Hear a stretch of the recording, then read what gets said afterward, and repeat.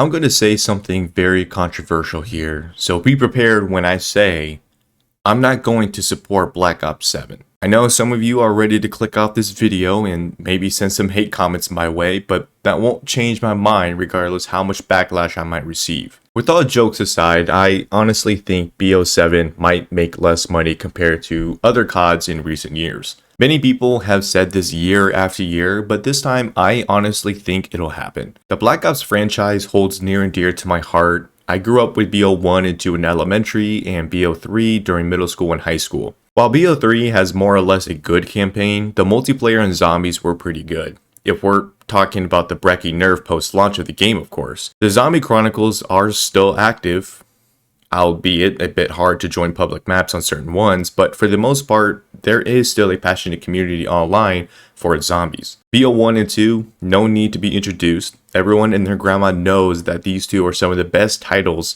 mankind has ever been blessed by God himself. Countless hours grinding, having overall fun with friends, and reruns after reruns on my favorite moments on each campaign. I remember when I was a kid, my friends and I would joke about there being more after Black Ops 2, and everyone would respond to each other saying it'll never happen. Well, like Justin Bieber once said, never say never, because seeing how this beloved franchise has turned out, many people, including me, have decided to skip out on more and more titles. I haven't bought a new COD for close to 6 years now, and I plan on keeping that streak alive, like a high school senior girl keeping a Snapchat streak with her best friend since they were in middle school. I don't know about you, but every time I see any new COD on my TV screen or phone, I get an overwhelming scent of shit hitting me in the face like a brick. Most people take the story of Concord more seriously than the newest story of Call of Duty, and I feel like I'm not wrong. The newest thing people are pissing on the most is the Cat Cafe that for some reason the development team is so proud of making. They think making a Cat Cafe as part of a Call of Duty map would somehow make people more interested in more content like this. I see clips of the teams talking about it and seeing how proud they are. You would mistake this level of enthusiasm and pride as if they saw both world hunger and racism at the same time and won the Nobel Peace Prize for it. What is the overall story at this point? Does anyone know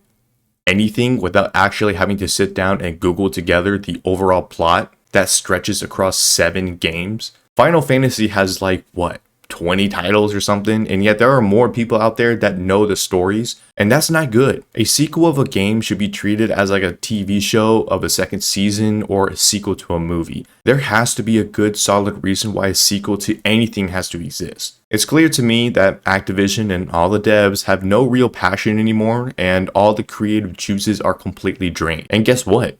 There will still be plenty of people willing to fork over $70 and even more for the deluxe editions each time. Now, I know I'm not your dad, I'm not your accountant, because at the end of the day, it's your money, and if you want to spend your hard-earned money on a game like this, then so be it. It's not the worst thing in the world to waste your money on, but it's definitely not any good either. And if getting Black Ops 7 makes you happy, then by all means, go for it, because, that's what it all comes down to at the end of the day, right? Getting games that helps you find joy. I just had to get this off my chest. That's it for this video, and I'll catch you in the next.